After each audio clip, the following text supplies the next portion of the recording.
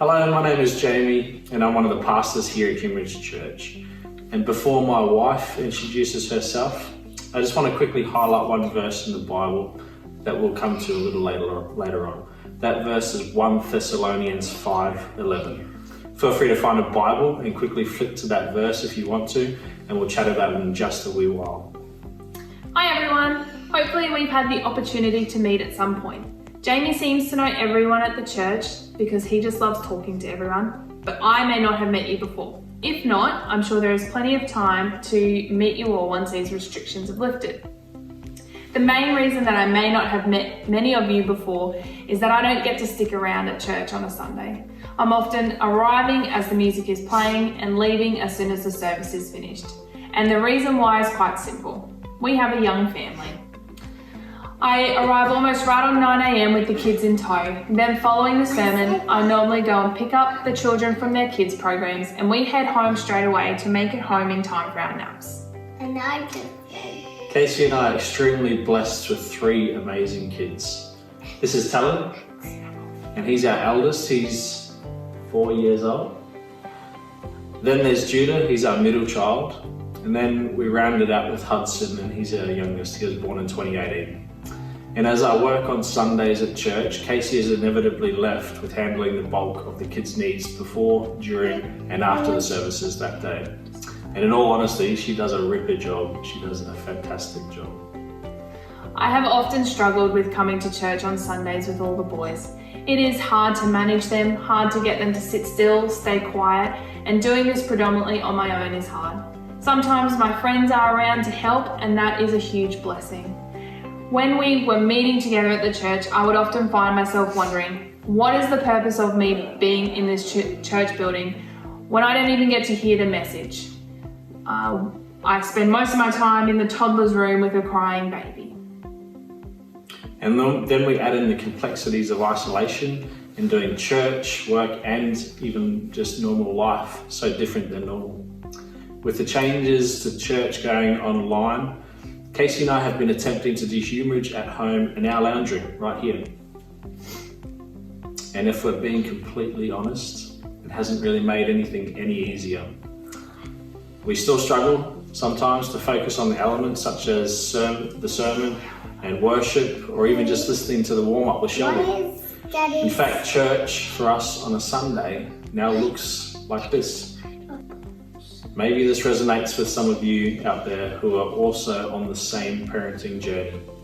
Maybe this is what your lounge room looks like on a Sunday, trying to watch something as simple as church, but you just can't even get through that hour or two in any easy manner. Or maybe you don't have children, but you're feeling like there are lots of other deeply personal distractions similar to children that continue to take your focus away from the things that were once easy to focus on. If this is you right now, we just want to say that we get it. We empathise with you on some level, and we can both understand the struggles that you are facing even today. But here are a couple of teachings and life lessons that Kasey and I have learned over the years from lots of different people who have invested in our lives so far. And believe me, we have not perfected any of these. We don't get things correct all of the time, but what we do know to be true amongst all of this is that we will always just pick ourselves up and try again. So here's the first one. Whether it is physically in the church or doing humourage at home, Kasey and I understand that we have a unique opportunity to show our kids what we love and prioritise in our own personal lives. No matter how difficult we might find a situation, we both spur each other on because we know that these small things are important for our kids. We don't just sit back and passively watch, we actually engage. Especially doing church at home, Kasey and I both choose to engage with our kids' church activities. Every week we have had the pleasure of sitting with them to watch the Bean and Bag show. Yeah. This past week, Kasey even made bagels for our kids in honour of Bagel. We then do our weekly craft activities, sitting at this table just behind us, and quite often, more often than not, it ends up covered in glue and drawn all over. One verse that continues to encourage us with this is from Hebrews 10:24. It encourages me in particular when sometimes I just feel like I just want to throw the towel in and give it all up. It says this, and let us consider how we may spur one another on towards love and good deeds. In my first year of parenting, I remember sitting down with a mentor of mine, Jenny Saville, and she has been a huge encouragement to me on this parenting journey, particularly parenting with a partner in ministry.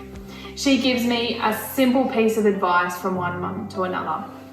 She said, this season isn't about what you will get out of church, Kasey. This season is about setting a strong foundation for your children and your family, so that they see the way that you prioritize going to church and serving, so that they see you doing life with other people, and so that your children get to hear the worship music and see people consistently at kids' church who want to invest in their lives for good.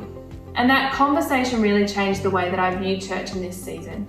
Proverbs 22:6 says, start children off on the way they should go, and even when they are old, they will not turn from it. And this proverb continues to be a form of encouragement that helps me get through this season. It helps me to focus on other people, in particular my children, rather than just focusing on myself. So today we really wanted to encourage families out there who are more often than not literally just taking things one day at a time. To the single parents out there who have even more challenges to work around, we're just so in awe of what you're able to do throughout the season. If you're married, our encouragement to you is this: continue to love your spouse daily. Someone once told me that the best way I can show love to my children is to love my wife well, even when it hurts, because kids watch and they notice. To all the other families for whom church may not look so neat and tidy at the moment, for the families who may be finding it hard to even hear God among the chatter of little voices and the wrestling of children, please know that you are setting a strong foundation for your family. You are investing in a life full of love for your children, and you are being faithful in the way you commit to living a healthy Christian life. You may have noticed that this devotion is primarily focused on parents. So at the beginning, I gave everyone a Bible verse, and that Bible verse is 1 Thessalonians 5:11, and here it is. Therefore, encourage one another and build one another up as you are doing. Can Kasey and I leave everyone, not just parents, with this parting challenge? Take a few moments to think of a mum or a dad out there who you can encourage. They might be a friend or a relative. They may even be your mum or dad. Just think of someone who you can encourage and build up today. Someone you can just simply say, well done with this parenting job.